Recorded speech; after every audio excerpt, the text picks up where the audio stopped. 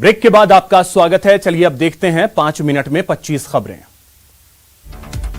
अफगानिस्तान की राजधानी काबुल के एयरपोर्ट के एंट्री गेट पर फायरिंग की घटना सामने आई है। साथ ही आंसू गैस के गोले भी छोड़े गए हैं।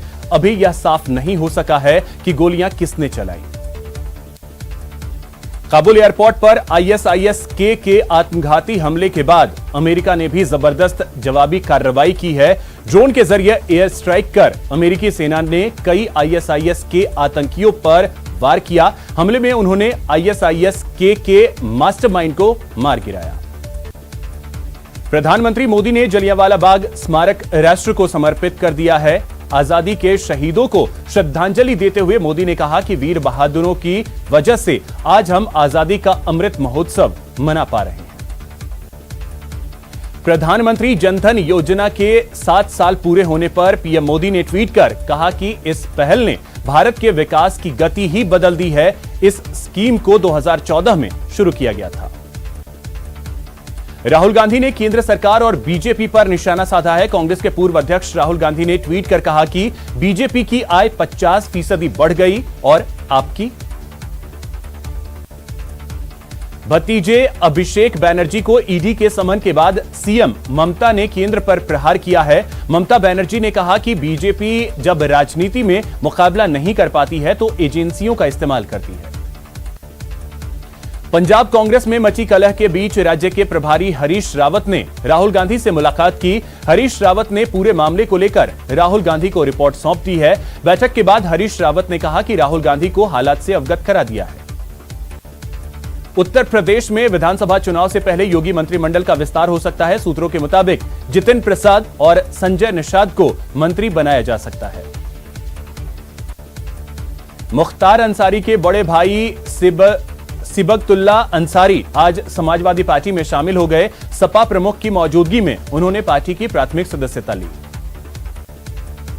तमिलनाडु की एमके स्टालिन सरकार ने आज कृषि कानूनों के खिलाफ विधानसभा में प्रस्ताव पेश किया, जिसे ध्वनिमत से पारित कर दिया गया। प्रस्ताव के मुताबिक केंद्र से तीनों कृषि संबंधी कानूनों को वापस लेने का आग्रह किया गया है। हालांकि इस दौरान विधानसभा में खूब हंगामा हुआ। मुख्यमंत्री अशोक गहलोत जयपुर के SMS अस्पताल से कल डिस्चार्ज किए जाएंगे। एंजियोप्लास्टी सर्जरी के बाद डॉक्टरों की टीम ने मुख्यमंत्री को 1 दिन और आराम करने को कहा है। राजस्थान की पूर्व सीएम वसुंधरा राजे ने यूपी के अलीगढ़ पहुंचकर प्रदेश के पूर्व राज्यपाल कल्याण सिंह को श्रद्धांजलि दी। परिवार को ढांढस बंधाते हुए वसुंधरा ने कहा कि मेरा सौभाग्य रहा कि उनके मार्गदर्शन में मुझे काम करने का मौका मिला। अलवर में यूडीएच मंत्री शांति धारीवाल का विवादित बयान सामने आया है। आदिनाथ स्कूल के कार्यक्रम के दौरान शांति धारीवाल ने विशेष वर्ग पर टिप्पणी की। विवाद बढ़ने के बाद धारीवाल ने बयान को लेकर सफाई दी। सीकर में मिनरल फाउंडेशन ट्रस्ट की गवर्निंग काउंसिल की बैठक के दौरान सरकारी अफसरों पर खनन के आरोप लगे। कांग्रेस विधायकों ने पीसीसी चीफ के सामने अवैध खनन के गंभीर आरोप लगाए। लोकसभा स्पीकर ओम बिरला ने लेह दौरे के दौरान सरपंचों से मुलाकात की। ग्रामीण लोकतंत्र को मजबूत बनाने के मुद्दे जनप्रतिनिधियों को जागरूक करने पहुंचे हैं। जोधपुर में भी पंचायत चुनाव के दूसरे चरण के लिए सभी तैयारियां पूरी कर ली गई हैं। कल सुबह 7:30 पर जिला परिषद और पंचायत समितियों के लिए वोट डाले जाएंगे। जयपुर के कोटपुतली में बिजली कटौती से नाराज ग्रामीणों ने पनियाला बिजली ग्रिड पर धरना दिया। गुस्साए ग्रामीणों ने कोटपुतली नारनौल हाईवे को जाम कर दिया। मरुधरा कोरोना फ्री स्टेट की तरफ आगे बढ़ रहा है। पिछले 24 घंटे में 11 नए केस सामने आए। किसी की मौत नहीं हुई। एक्टिव केस का आंकड़ा भी 100 के करीब पहुंच गया है। झालावाड़ के असनावर थाना क्षेत्र में वन विभाग की जमीन पर जानवर चराने को लेकर 2 पक्षों में खूनी संघर्ष हो गया। बीच बचाव करने पहुंची पुलिस पर भी लोगों ने हमला बोल दिया। जयपुर के चाकसू में चुनाव प्रचार के दौरान वोट देने से मना करने पर युवक के साथ मारपीट की गई। युवक को गंभीर हालत में अस्पताल में भर्ती करवाया गया। झुंझुनू से बाइक सवार बदमाशों का तांडव देखने को मिला। बेखौफ बदमाशों ने व्यापारी के साथ जमकर मारपीट की। पूरी घटना सीसीटीवी कैमरे में कैद हो गई। उदयपुर कलेक्ट्रेट परिसर में आज पति पत्नी का हाई वोल्टेज ड्रामा देखने को मिला। ये दोनों फैमिली कोर्ट के बाहर उलझ गए और आपस में मारपीट करने लगे। इस दौरान पति पत्नी के खिलाफ जमकर अपशब्दों का भी इस्तेमाल करते नजर आए। इन दोनों को छुड़ाने में पुलिस के पसीने छूट गए।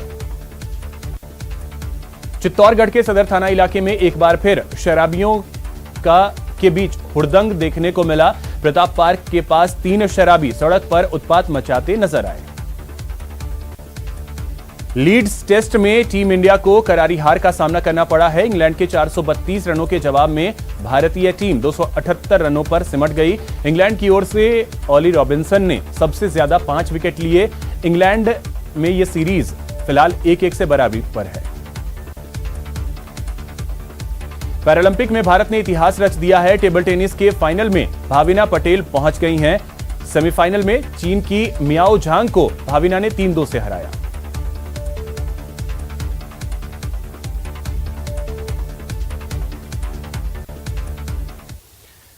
तो चलिए अब बात करते हैं